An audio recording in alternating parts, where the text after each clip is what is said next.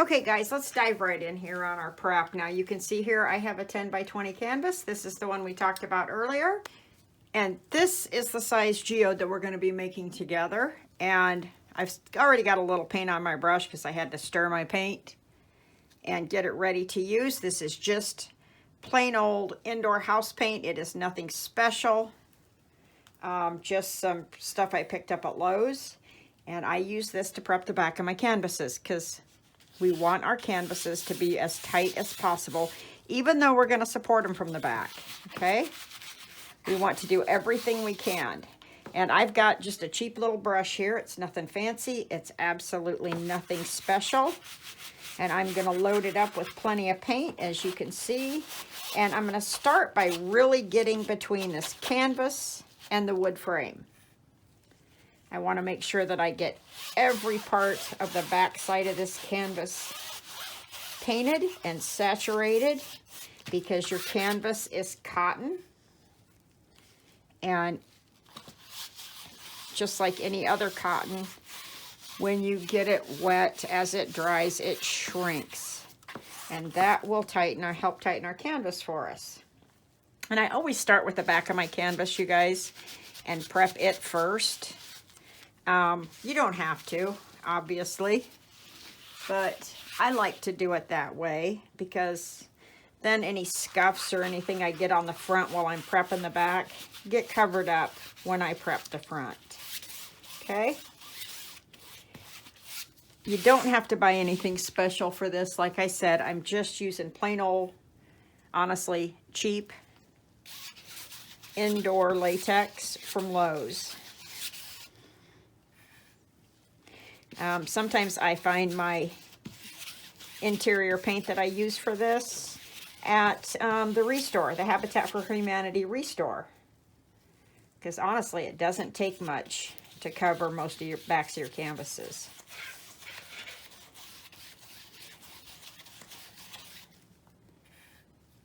And I just want to get it well saturated, well covered with the paint.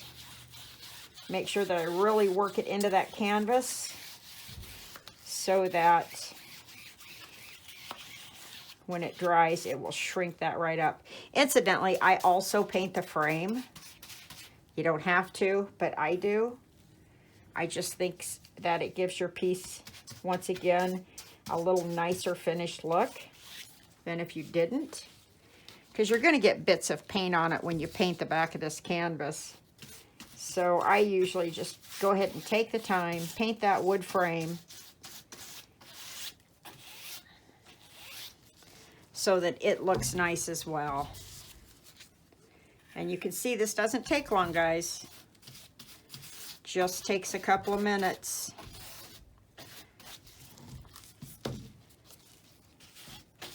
But I promise you, this will make a difference in your finished work. Okay? There you go, all done, just like that. You can see I've got some on here. I'm not going to worry about that right now. I'll touch up this part back here after I'm finished and after I've got all the tape and all that off of it. For now, this is done. I'm going to let this dry and I'll be back. All right, now the back of this canvas is dry and we're going to do the front. Now you can see there I've got the same little brush. I did wash it out. Giving my paint a quick stir. And guys, initially I was going to do the front of this canvas in white, but as you have probably noticed, that white glares off of the camera really badly in videos, and I wanted you to be able to see all the detail here as we move forward. So I decided to go ahead and use the same color on the front. And what I'm going to start with is, as you can see, I'm going to do my edges first. I want to get those covered well. And guys, this is not hard. You can do this. It's just a cheap paintbrush and some paint. That's all it is. There's no secret to this. Just put it on there, smooth it out, you're good. So you can see I'm just putting it on there.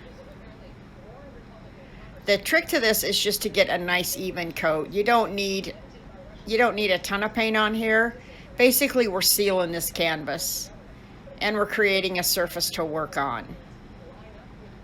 And just like I did on the back, I'm gonna put that paint on there. Sorry about my camera angle, guys. I'm still learning here. You can see there I'm moving my canvas trying to make sure you can see it. I will get better as we go along, I promise.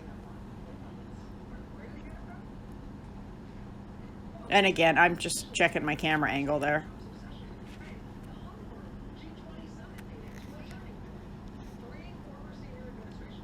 There we go. That looks better.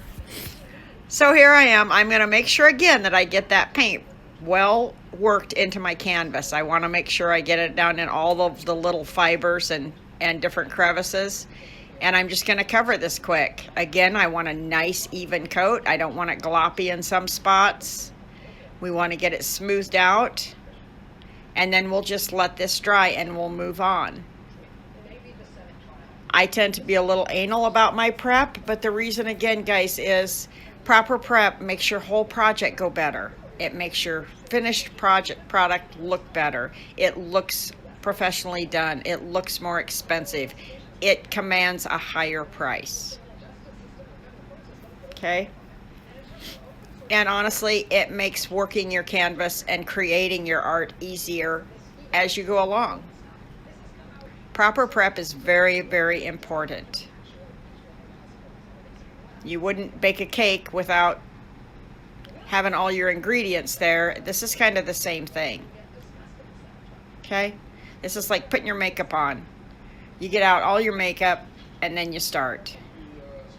And you put your base down. And this is it, guys. We're putting our foundation on our canvas. So that's going to be about it. I'm going to let this dry, and then we're going to talk some more about composition. I will see you guys real soon.